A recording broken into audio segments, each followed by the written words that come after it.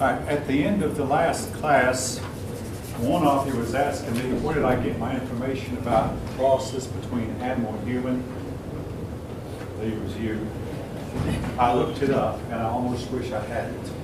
The practice is far more widespread than we realize. It has been going on for a good many years, and it is done almost with no moral compunctions. Humans were crossed with rodents, particularly rats, as long ago as when I was younger than most of you are. I mean, I was aware of what's going on, then I forgot about it. Then recently, some researcher came across it, and it is a widespread practice, and nobody knows for sure what would happen if some of these human-animal cross breeds were to grow up and be able to reproduce, and nobody knows for sure what would happen. Yes? A while back, you know Dr. Linden? No. He's an anthropology teacher here, but he tries to bring up the humanity story. The human what? The humanity story. There was a while back, apparently the human chimpanzees were so close together, they took a female chimpanzee and male human sperm to see if they could procreate. And the chimpanzee did get pregnant and then let the team turn. But they didn't know exactly what happened. Well, there are problems with it. And so far, like I say, the creatures they produce, they've either killed pretty quickly or they have not come to term. They justify it by saying that it could be used to grow organs that persons who are needing an organ could use. And since the organ, I mean, it's the same justification they use for stem cell research. But a lot of times these creatures don't make it very far. Anyway, I don't want to spend too much time talking about it, except to say that some persons believe the ancients did it. All right. Okay, I'll tell you. The one source of information I have that says the ancients did it is a website called prophecyinthenews.com. And it's a very Christian website. That's why I'm reluctant to write it down. I'm reluctant to say it, but nevertheless, prophecyinthenews.com, www.prophecynews, does have some lectures about this topic. It says the ancient falcon-headed gods of Egypt, the cat-headed creatures, and the centaur, part human and part horse, were in fact, the ancients actually did succeed in creating these creatures by crossbreeding. All right. Again, if it sounds fetched, I'm sorry. The ancient mind was either twisted or warped, or ours is. I mean, folk, they left us with a legacy that's with some issues that we just simply have a hard time explaining. All right, I have started work on the next test, and on the test I'm going to give you about 8 or 10 questions. And I'll say I'm not going to mark these wrong. These are strictly your opinion. You put down any answer you want. No answer will be counted wrong. I just want to know what you think about some of the stuff I've been talking about. They will be at the end of the test. There'll be multiple choice. In other words, one such question will be, was ancient man advanced or primitive? And you can put down A, he was advanced, B, he was primitive, C, I don't know, or D, he was somewhat advanced, but not as advanced as we are, or E, he was much, much more advanced than we are. In other words, just your opinion. All right, and again, I'm working on it. As I was working on the test, I realized there were a bunch of things folk have not gone over. The first term I want to introduce you to.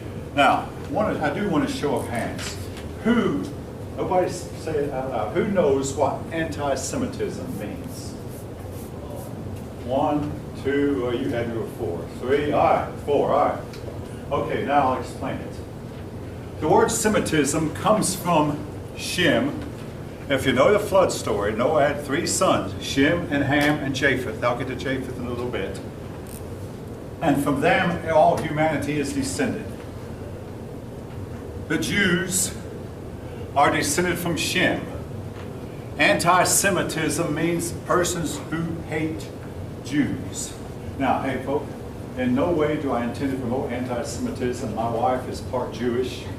And I know that where this school is located in the midst of a big Jewish community, and some of you, I won't tell how, but some of you I suspect are Jewish, even though I'll never ask you. You can tell me if you wish, but some of you I suspect it. But in no way do I intend, but the reason it's important, folk, is anti-Semitism was a big issue during World War II. Adolf Hitler was strongly anti-Semitic. Then anti-Semitism has not died. It's been with us all the way down through history, and it's spreading throughout the world like wildfire even as I speak. So it's an issue. Now, why do people hate the Jews? That I'm going to leave each of you to decide for yourself. Yes? Wasn't it also relevant during the Crusades? Oh, well, yes, we'll get to that. During the Crusades, the Crusaders, on their way to fight Islam, would stop and burn down the Jewish town, a Jewish city. And while the city was burning and the people inside were screaming, the Crusaders would be waving their hands toward heaven and praising God hilariously that, hey, you know, we're doing God a big service. Now, folks, I'm giving it to you in raw format. And again, I want to emphasize, in no way do I believe in any of this stuff. But I'm not going to cover it up. I'm not going to sweep it under the rug. It is, and again, it's a real problem right now. It's not something that we gave up on 2,000 or 3,000 years ago and nobody's that way today. It's an issue. All right, anti-Semitism. So much for that. Now, something else I had overlooked in going over Egypt. The word ka, that's another word for like soul. The Egyptians believed that everyone had a ka, or can be translated soul, that would go into the afterlife. It was often pictured as a bird, but it was a part of you that lived on after your body died. The Egyptians also had a Book of the Dead, and the Book of the Dead consisted of 10 things that you were expected to say to your gods in the next life. And a lot of persons have said that the 10 Commandments may have had some, after all, the Jews are supposedly spent time in Egypt. But one of the things you were expected to say was, I did not murder, I am not an adulterer, I never moved my neighbor's landmark. Now, the landmark was a big issue because every spring the land of Egypt would flood over, and these people would set up heavy stones as a landmark between their land and their neighbors. And it's known that sometimes we would go out and sneak and move the landmark over a few feet, and it was very difficult to tell. So in fact, some believe that the pyramids were designed to make sure that landmarks were not moved, because after all, nobody could move a pyramid. But you separate yourself and they would say, well, where this pyramid lines up with this one, that's a boundary between my land and yours. But they'd say, I never moved my neighbor's landmark. And list 10 things that they had never done in this life. I never told a falsehood, etc., etc. And if they could successfully convince the gods that they had not done these deeds, they could expect a happy afterlife. Their kings were looked on as being gods, and this is something that the ancients had, even the Roman emperors. One Roman emperor, as he was dying, said, I can feel myself becoming a god. But the Egyptians looked on their kings, their pharaohs, as being God, and that might explain why that the Pharaoh of Moses' day was very, very reluctant to change his mind, because once a God had spoken, his law could not be changed. All right.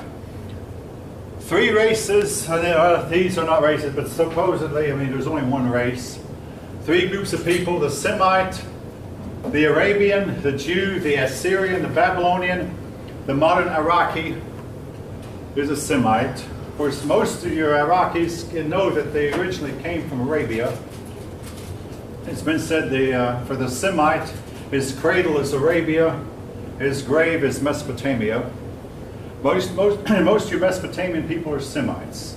Now, I'm going to add to that list the Phoenicians, because they spoke a Semitic language. Even though a lot of persons believe that they're really Hamitic. Hamites were the African and people living in, what we today call Israel. Egypt, Canaan, Canaan is the old term for what is today Israel, and Nubia.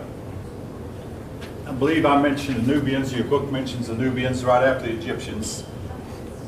They were the Hamites. Now, the other group of people,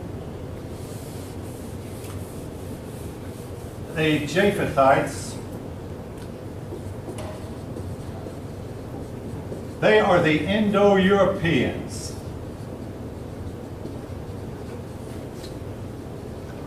And that would include the Medes and Persians,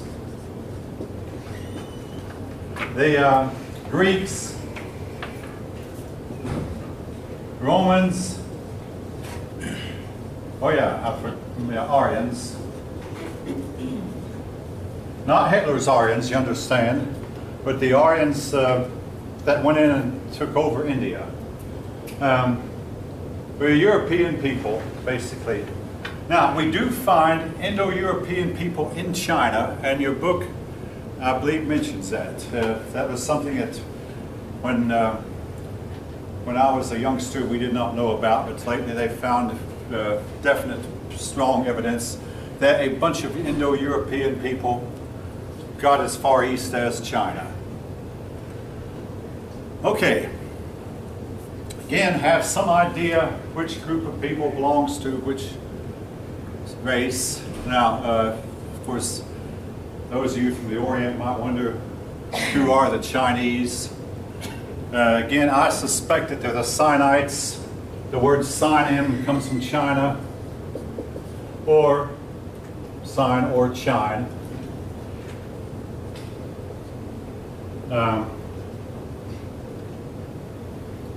Which would include just about all of your Far Eastern peoples. The most numerous of the, you might say, 3 clans. I don't want to use that word race, but I'll use the word clan. All right. Any questions? Okay. All right.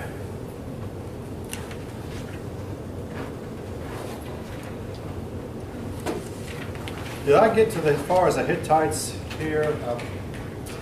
What I want you to remember about the Hittites, they were Indo-European people, by the way.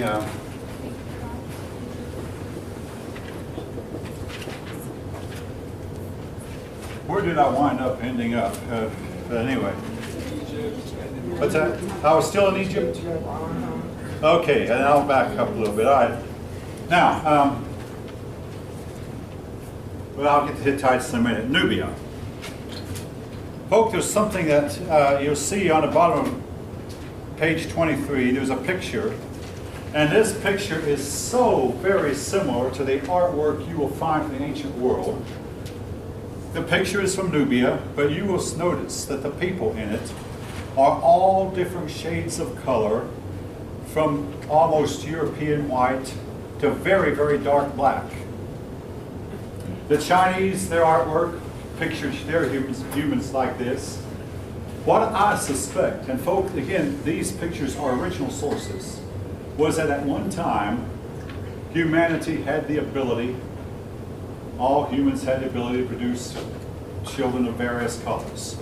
I mean, you can imagine a couple about to have a child, and one of them would say, I wonder what color this would be.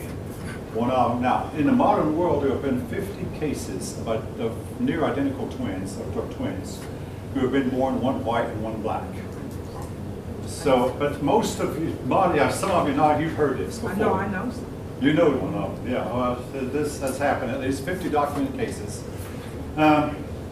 Somewhere along the way, most white couples lost their ability to produce black children, and most black couples have lost their ability to produce white children. But originally, human beings had a broader genetic base than they have now, but over time, certain genetic information was lost to certain groups, not to everybody, but to certain groups.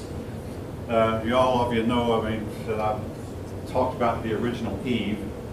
And now this is something I could have been fired for 50 years ago for saying in the Southern School, but most people believe the original Eve was black. And it doesn't bother me a bit to think that the original Eve and her husband might have been black. And here's why they think so, that white is the absence of something, human genetics can go from a gene to an absence of a gene, but the creation of new genes has never been observed. In order to go from white to black without it being in a gene pool, there would have to be a gene for melanin created. This phenomenon has never been observed, which is why evolution, as Darwin told it, is almost impossible. You can lose genetic information, you cannot gain it. Okay, anyone? I mean, hopefully I have not offended anybody. If I have, I'm sorry. I'm just giving you what science is teaching today. Okay. All right. Anyway, the Nubians lived just south of Egypt. They are known to have copied the Egyptians in that they built pyramids, except their pyramids were no way nearly as large as the Egyptian pyramids. And they are known to have traded with the Egyptians. And they are known to have buried their kings inside pyramids. Their writing, which has not been deciphered, resembles hieroglyphs. Now, Egyptian writing has, the Nubian writing hasn't. And here's the problem you have deciphering ancient writings. In order to decipher an ancient writing, you must have large volumes of the writing. That's why we have recently, in my own lifetime, we deciphered the Mayan text. We'll talk about the Mayans later. We've deciphered Mayan writings, but the Greeks have a script called Linear A, and unless we find a lot more of it, we'll never decipher it. Same with the Nubian writings. Until we find a lot more of them, if we do, we have not deciphered them. There is an example of a Rosetta Stone, where the Rosetta Stone was written in 3 languages and says the same thing. The one language we knew, so the other language we were able to decipher. But finding Rosetta Stones is a rare phenomenon. Anyway, they wrote in something that resembled Egyptian hieroglyphics, but we cannot read it. All right. Moving on to page 24 in my book. Indo-Europeans. Your book speculates whether that the Mesopotamians taught the Europeans farming, or the Europeans may have taught the Mesopotamians farming. Be that what it may. The Europeans are known to have built structures of very, very large stones. These large stones are called megaliths. Now, I'm not going to write that down, but megalithic means mega, the Greek word mega, very large. And again, just like the ancient peoples of the Near East, they could move huge, huge stones. And this phenomenon seems to have been something that went on all over the world. I have a book at home that describes 10,000 stone structures in Europe, and in all 10,000 cases, nobody knows who the builders were. They've always been there. They've been there throughout, from the time of the first records we have. The most famous structure is Stonehenge. Your book shows a picture of it. And there are persons now who have said that the Stonehenge was actually quarried in Ireland. And folk, we have no idea how they could quarry these stones in Ireland and get them to England. Wooden ships simply would not hold them. At least any wooden ships that we know of. Again, do I have a rational theory? Sorry, I don't have it. Except that they employed some kind of moving technique, some kind of building technique that somewhere along the way has been lost to humanity. Unless a few people still remember the secret. The more famous were the Hittites. The one thing I remember about the Hittites was they used iron. I've already mentioned they were Indo-European peoples.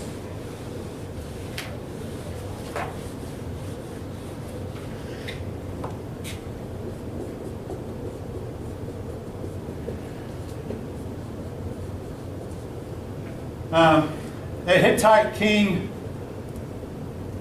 conquered Babylon and sacked the city. By sack, that means they all went through with their big, large bags and took everything of value and carried it back and destroyed the Babylonian Empire, and it took the Babylonian Empire some 700 or 800 years to recover. But King Hammurabi had built it up, conquered, and as is a case of all these ancient empires and ancient big cities, they all fell. And it's believed by a lot of persons who said that they fell due to weakness from within, not anything going on wrong from without. Folk, what you have a civilized area right here. And these civilized areas are surrounded by nomadic barbarians. All right, in the long run, who usually wound up winning? The nomadic barbarians or the civilized city folk? The nomadic barbarians usually won. Now, there was the exception is when the European met the American Indians, the Europeans won that fight, but then the Europeans were outsiders who came in. In the case of the ancients, what went wrong with the city folk and folk, what I conclude, I mean, this is the might step on the toes of a lot of folk, I'm sorry, but that the your civilized people eventually limit the number of children they have, and the nomadic barbarians wind up repopulating and taking over. Now, when I took my test for master's exam, I had 3 persons on the committee, 2 men and a woman.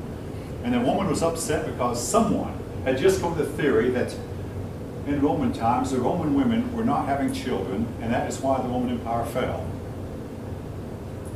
She said, this is a barbaric theory, and I could have said it, but I didn't dare. Yes, it's barbaric, all right, because the barbaric women were having all the babies. I see at least one head nodding that you might be in agreement. But anyway, the barbaric women had all the babies, and as a result, the barbaric women wound up outnumbering. Now, I had a young man just in the last class state that he is sitting right there, front row, one of my better students. The United States cannot be conquered, he said. Nobody in the class agreed with him. I certainly do not agree with that. In fact, we have some serious weaknesses in our country right now that indicate that we cannot win a war. Much less if we can't be conquered, we can't win a war. We haven't actually won a big war since World War II. Well, there was the Gulf War, yeah. But a major war we haven't won in more than 70 years. All right, I'll get back to that, believe me, before the semester's over. All right. Phoenicians. All right, the word Phoenicia, from them we get the phonetic alphabet.